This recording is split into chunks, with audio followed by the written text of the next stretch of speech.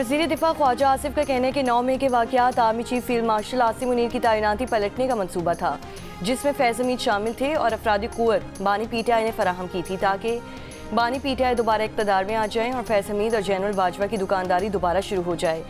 General Bajwa ने पहले फैज़ हमीद को चीफ बनवाने की कोशिश की, बाद में दीगर नाम लाए। जनरल बाजवा ने मौजूदा आर्मी चीफ की तैनाती रोकने के लिए सख्त दबाव डाला था, टेक ओवर करने की धमकी दी थी और तौसी भी मांगी थी। प्रोग्राम आज शाहज़ेब खानज़ादा के साथ में गुफ्तगू में वज़ीर दिफा ने कहा, जनरल बाजवा की मर्जी के बगैर फैज़ हमीद कुछ नहीं कर सकते थे। फैज़ हमीद का मामला किसी भी हद तक जा सकता है।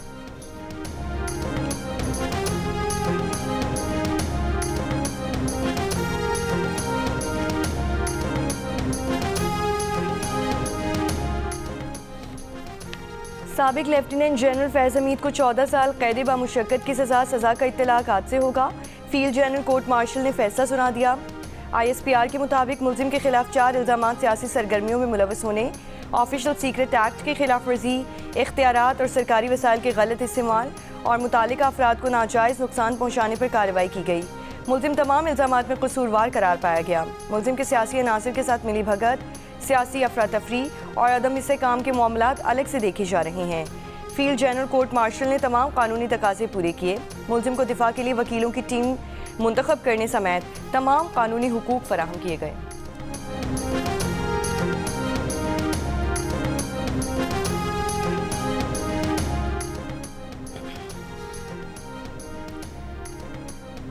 साबिक लेफ्टिनेंट जनरल फैज़ हमीद के खिलाफ पाकिस्तान आर्मी एक्ट के तहत फील्ड जनरल कोर्ट मार्शल का अमल शुरू किया गया, जो 15 माह तक जारी रहा। ISPR के मुताबिक फैज़ हमीद को 12 अगस्त को फौजी तहवील में लिया गया। 12 अगस्त 2024 को आर्मी एक्ट के तहत फील्ड जनरल कोर्ट मार्शल की कार्रवाई शुरू की गई। कार्रवाई सुप्रीम कोर्ट की हिदायत पर निजी हाउसिंग सोसाइटी के मामले पर शिकायत के बाद शुरू की गई थी। 29 नवंबर 2022 को लेफ्टिनेंट जनरल फैज़ हमीद ने कबल अज़ वक्त रिटायरमेंट ले ली थी। मेरे सियासी ज़िंदगी में दो ऐसे लोग थे जो मैंने खुद अपने आंखों से देखा है, जो अपने वक्त के फ़िरौन थे। एक तो खान साहब खुद, जो वज़ीर आज़म होते हुए हर किसी को जेल भेजने का ना सिर्फ धमकी अमली तौर पे भेज भी जाता था, और वो ताकत का नशा में पता नहीं क्या क्या धमकियाँ देता था। मुत्तफ़क़ अमल है कि वो आज खुद जनाब जेल में है। उसके साथ साथ एक ये जनरल फैज़ साहब, जो अपने ताकत के नशे में अपने ओहद के ख़िलाफ़ वर्जी, अपने काम के ख़िलाफ़ वर्जी करते हुए पता नहीं क्या क्या किया, और आज हम वो दिन देख रहे हैं कि उसको भी इसी ज़िंदगी में उनके जुराइम का जवाब देना पड़ रहा है। मैं समझता हूँ कि ये एक बहुत तारीख़ी फ़ैसला है।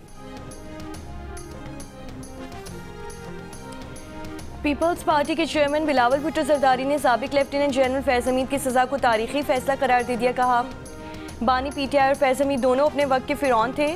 बानी पीटीआई ताकत के नशे में धमकियां देते थे। जनरल फैज़ हमीद ने ताकत के नशे में अपने हलफ की खिलाफ वर्जियाँ की। मकाफात अमल है कि आज बानी पीटीआई खुद जेल में है और जनरल फैज़ हमीद को सज़ा हो चुकी। एक सवाल के जवाब में बिलावल ने कहा कि खैबर पख्तूनख्वा में गवर्नर राज पर पीपल्स पार्टी और मुस्लिम लीग नून के दरमियान कोई बात नहीं हुई, लेकिन पीटीआई खुद ऐसे हालात पैदा कर रही है कि वफाकी हुकूमत मजबूर होकर सख्त इक़दाम ले।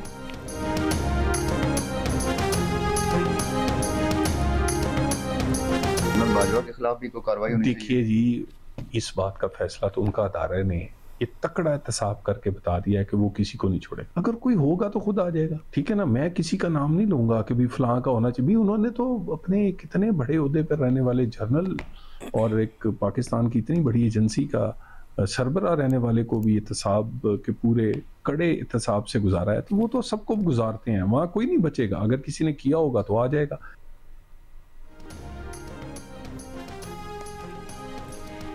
आज की सज़ा के बाद साकिब निसार और बानी पीटीआई को भी सज़ा मिलेगी। वज़ीर मुमलिकत बराए दाखिला तलाल चौधरी की जियो न्यूज़ से बातचीत। कहा, फ़ौज ने अमली तौर पर साबित किया है कि सबको एहतसाब का सामना करना पड़ता है।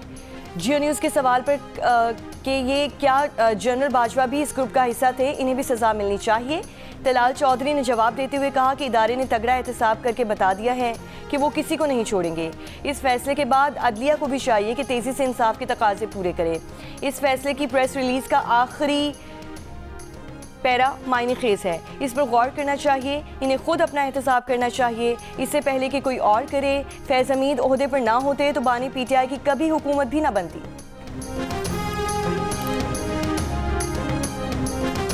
ये एक लैंडमार्क डिसीजन है और मैं समझता हूं कि इससे रूल ऑफ लॉ और मुल्क के अंदर एक जो अकाउंटेबिलिटी का मैकेनिज्म है उसको बड़ी तकवीयत मिली है। ये पीटीआई के सियासी मुशीर बने, इन्होंने पीटीआई की पूरी पॉलिटिकल सपोर्ट की और 9 मई जैसे वाकयात और दीगर जो वाकयात थे जिसमें इंतशार फैलाना, स्टेट के खिलाफ जो है वो बगावत करना, एजिटेशन करना और अपनी पोजीशन को मिसयूज करना, तो ये तमाम चीजें सबूतों के साथ इररिफ्यूटेबल एविडेंस जिसे हम नाकाबिले तरदीद सबूत कहते हैं, ये साबित हुआ है।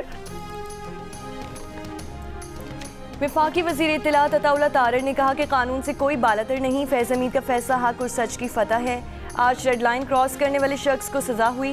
अताउल्लाह तारर ने जियो न्यूज़ से गुफ्तगू करते हुए कहा, फैज़ हमीद के सियासी मामलात की मज़ीद तहकीकात होंगी। फैज़ हमीद पीटीआई के सियासी मुशीर बने, पीटीआई को सियासी मदद फराहम की। फैज़ हमीद पर 9 मई जैसे वाकयात इंतशार फैलाना और रियासत के खिलाफ बगावत करना साबित हुआ। वज़ीर आला सुहेल आफरीदी ने कहा कि फैज़ हमीद एक इदारे का मुलाजिम था। अगर किसी मामले पर फैज़ हमीद को सज़ा हुई है तो ये उनका अंदरूनी मामला है।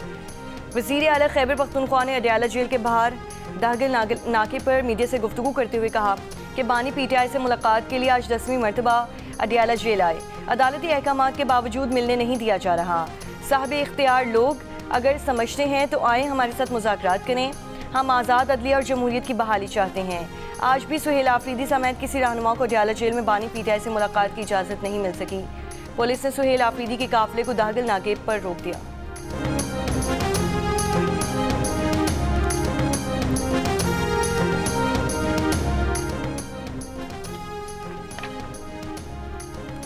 फैज़ हमीद बानी पीटीआई के खिलाफ शवाहिद के साथ गवाही देने जा रहे हैं, जिसके बाद बानी पीटीआई 9 मई के शिकंजे में आ जाएंगे। सेनेटर फैसल वावडा की पेशगोई, तहरीक इंसाफ से किनारा कश होने वाले रहनुमाओं को भी लाया जाएगा और इस वक्त इंसाफ की कुर्सी पर बैठकर मुल्क दुश्मनी के लिए कलम का इस्तेमाल करने वाले लोग भी कटहरे में आएंगे।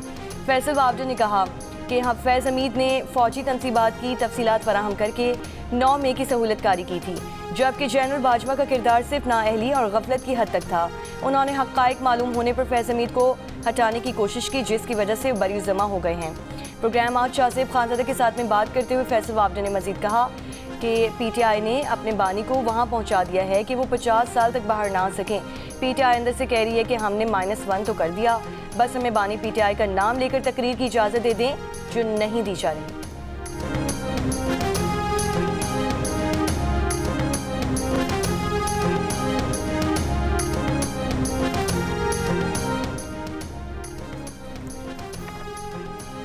सिंध, पंजाब और खैबर पख्तूनख्वा के मुख्तलिफ इलाकों में शदीद धुंध, हद निगाह मुतासिर होने पर मोटरवे M1 पेशावर से रशकई, M2 ठोकर न्यासबेग से हिरमिरार, M3 शरकपुर से फैजपुर, M4 शेरशाह इंटरचेंज से शामकोट इंटरचेंज, M5 ज़ाहिर पीर से शेरशाह, रोहड़ी से पनवाकिल तक बंद। पंजाब के मुख्तलिफ शहरों में फ़ज़ाई आलूदगी बदस्तूर बरकरार। अब से कुछ देर पहले लाहौर 465 एयर पार्टिकुलेट मैटर के साथ पंजाब का आलूदा तरीन शहर। महकमा माहौलियात की वेबसाइट के मुताबिक गुजरांवाला का AQI 412, रहीम यार खान का 371, मुल्तान का 358 रिकॉर्ड किया गया। आलमी माहौलियाती वेबसाइट के मुताबिक लाहौर दुनिया के बड़े आलूदा तरीन शहरों में दूसरे नंबर पर।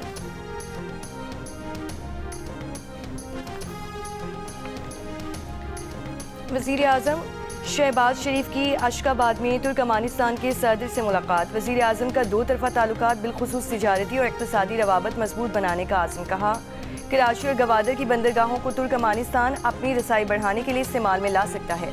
तुर्कमानिस्तान के सदर ने पाकिस्तान के साथ बाहमी दिलचस्पी के मुतादिद शोबों में 2 तरफ़ा ताउन को बढ़ाने की ख्वाहिश का इजहार किया।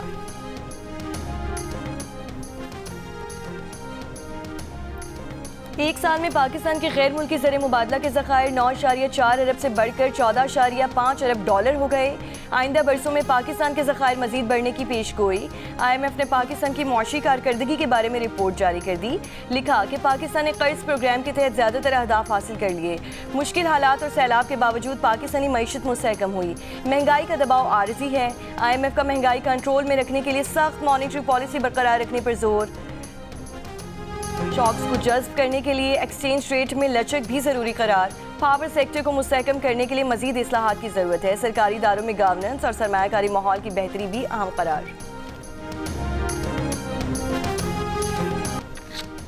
अमरीकी हुकूमत ने पाकिस्तान को F-16 लड़ाका तैयारे अपग्रेड करने के लिए 686 मिलियन यानी 68 करोड़ 60 लाख डॉलर के पुरजोर जदीद टेक्नोलॉजी फरोख्त करने की मंजूरी दे दी। जदीद टेक्नोलॉजी के मिलने से पाकिस्तान के 75 F-16 लड़ाका तैयारों की जंगी सलाहियतों में मजीद इजाफा होगा। कांग्रेस के पास ट्रंप इंतजामिया के इस इक़दाम का जायजा लेने के लिए 1 माह का वक्त है। ट्रंप इंतजामिया के इस इक़दाम से पाकिस्तान को इंसदादी दहशतगर्दी की कार्रवाइयों और आइंदा मुमकिन हंगामी सूरत हाल की तैयारी में मदद मिलेगी।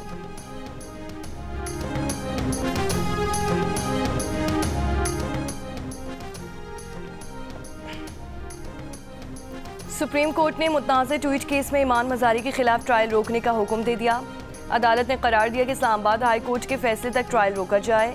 दौरान समाअत जस्टिस हाशिम काकर ने रिमार्क्स दिए कि बगैर शिफाफ ट्रायल किसी को सज़ा ना दे सकते हैं और ना ही देनी चाहिए। जज को भी दबाव से आज़ाद होकर दोनों फरीकैन को मुकम्मल मौका देना चाहिए। ना जज की बेतौकीरी होनी चाहिए और ना ही हाई कोर्ट की। केस की समाअत के दौरान नॉर्वे के सफ़ीर भी कमरा अदालत में मौजूद रहे। ईमान मज़ारी के खिलाफ ट्रायल कोर्ट में मुतनाज़ ट्वीट केस ज़ेर समाअत है। ईमान मज़ारी ने जज पर अदम एतमाद का इजहार करते हुए अपना केस किसी दूसरे अदालत में मुंतकिल करने की दरख्वास्त इस्लामाबाद हाई कोर्ट में दायर कर रखी है।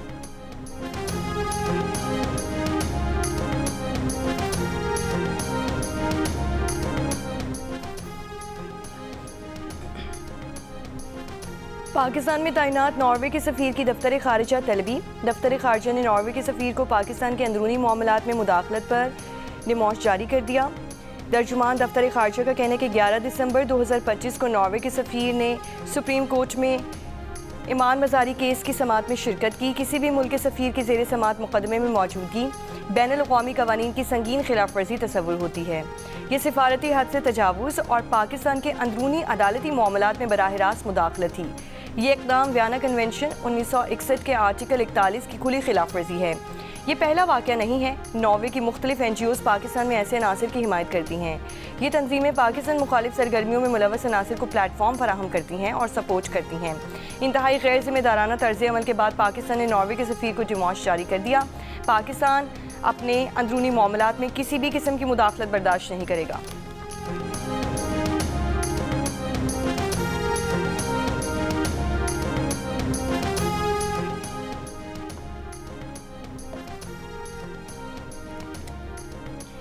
वज़ीर आला पंजाब मरीम नवाज़ का पंजाब आमद पर चेयरमैन पाकिस्तान पीपल्स पार्टी बिलावल भुट्टो ज़रदारी को खुशामदीद कहा।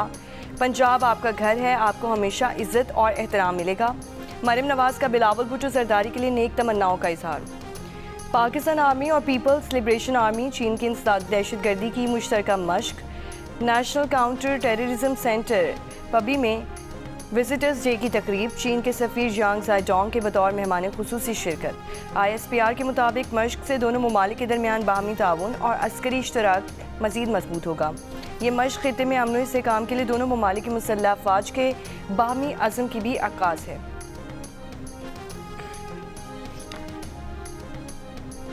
गवर्नर सिंध कामरान टिसोरी से डेनमार्क के सफ़ीर की गवर्नर हाउस में मुलाकात। डेनिश सफ़ीर ने उम्मीद की घंटी बजाई। मुलाकात में दो तरफ़ा ताल्लुकात, तिजारत, सरमायाकारी और मुआशी ताउन के फ़रोग़ पर तबादला ख्याल, लॉजिस्टिक्स, मैरीटाइम, मैन्युफैक्चरिंग और तवानाई के शोबों में ताउन बढ़ाने पर गुफ्तगू। गवर्नर सिंह ने कहा कि डेनिश कंपनीज़ की पाकिस्तान में बढ़ती सरमायाकारी खुशाइन बात है। अलामिया के मुताबिक डेनिश सफ़ीर ने कहा कि गवर्नर सिंह के अवामी फलाही इक़दामात मौसर, काबिल तहसीन और मौशरती बेहतरी के लिए नहायत मुस्बत हैं।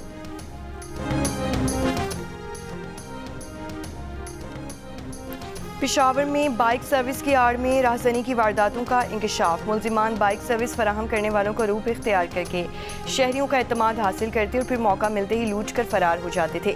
पुलिस ने तमाम बाइक सर्विस राइडर्स की रजिस्ट्रेशन लाजमी करार दे दी। मोबाइल ऐप भी तैयार।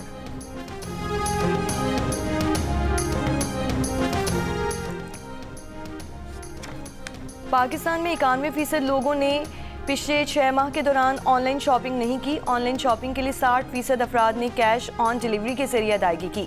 ऑनलाइन सबसे ज़्यादा 30% खरीदारी कपड़ों की गई। घड़ियाँ दूसरे नंबर पर रहीं। ताज़ा तरीन गैलप और गैलानी सर्वे में इंकशाफ हुआ है कि मशहूर शख्सियत के तौर पर दिन गुजारने का मौका मिला तो 49% लोग मजहबी रहनुमा या दानिश्वर बनना पसंद करेंगे। 34% अफराद का ख्याल है कि एतमाद रिश्ता कायम रखने के लिए सबसे ज़रूरी है।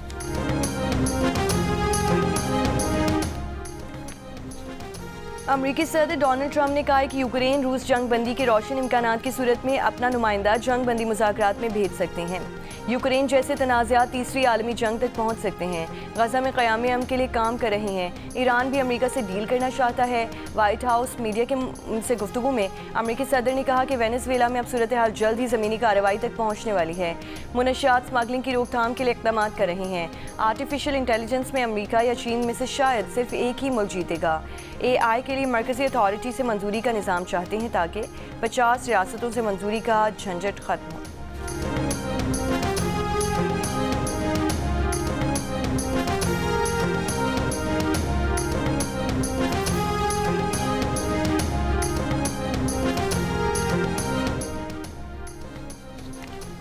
यूक्रेन के सदर ज़ेलेंस्की ने कहा है कि अमेरिका ने डोंबास में आज़ाद इक़्तिसादी जोन बनाने की तजवीज़ दी है। रूस के साथ अमन मुज़ाकरात के तहत यूक्रेन इस इलाके से दस्तबरदार हो जाएगा। रूस डोंबास पर मुकम्मल कंट्रोल चाहता है लेकिन हम उसे कबूल नहीं करेंगे। उधर नेटो के सेक्रेटरी जनरल का दिफाई अखराजात और पैदावार में इजाफे पर जोर, खबरदार किया कि रूस का अगला हदफ नेटो इत्तेहादी ममालिक हो सकते हैं जिसके लिए हमें तैयार रहना होगा और उसे रोकना होगा।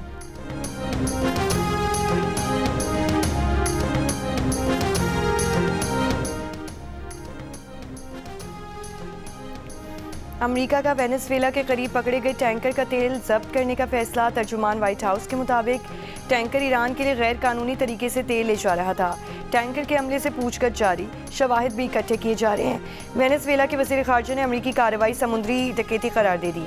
अमरीका वेनेज़ुएला के वसाइल हथियाने का मंसूबा बना रहा है।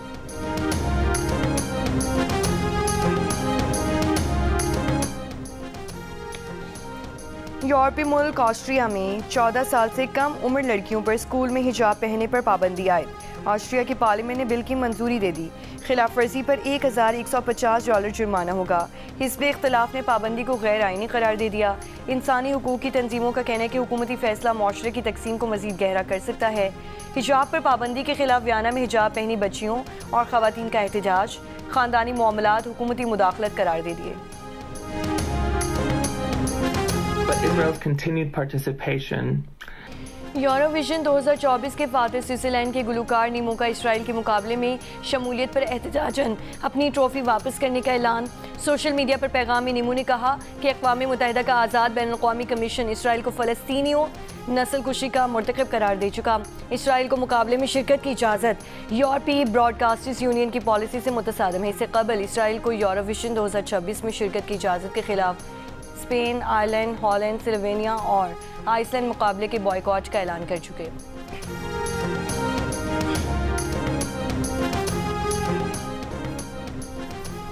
T20 वर्ल्ड कप के टिकट्स के फ़रोग के लिए शाये होने वाले ऑफिशियल पोस्टर से पाकिस्तानी कप्तान की तस्वीर गायब कर दी गई।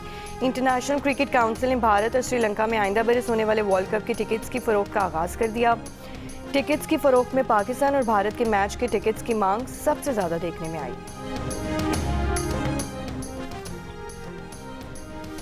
35वीं नेशनल गेम्स में मेडल्स की दौड़ में आर्मी सबसे आगे। आर्मी की ख़वातीन स्विमर्स ने 12 गोल्ड मेडल्स के साथ जनरल ट्रॉफी जीत ली। आर्मी की जहां आरा नबी 5 अनफरादी और 3 टीम गोल्ड के साथ बेहतरीन विमेन स्विमर करार पाई। सिंध की 4 गोल्ड मेडल्स के साथ दूसरी पोजीशन रही। आर्मी की ज़ैनब खान ने स्क्वॉश विमेन सिंगल्स का गोल्ड मेडल जीता। ख़वातीन की 400 मीटर रेस वापडा की सुनैना मुसव्विर ने जीती। ख़वातीन की 5000 मीटर दौड़ का गोल्ड मेडल वापडा की मारिया बीबी ने हासिल किया। जल मक्सी डेजर्ट जीप रैली में आज क्वालिफाइंग राउंड। रैली इंतजामिया के मुताबिक मुल्क भर से 32 ड्राइवर्स की रजिस्ट्रेशन। विमेन कैटेगरी में सिर्फ एक खातून ड्राइवर अम्बरीन फराज शामिल। और पाकिस्तान के मारूफ स्टंटमैन सुल्तान गोल्डन तवील अरसे बाद एक बार फिर एक्शन में होंगे। इस बार लेजेंड की नज़रें हैं गिनीज बुक के 3 वर्ल्ड रिकॉर्ड्स पर। कल कोयटा में भरपूर एक्शन में नजर आएंगे।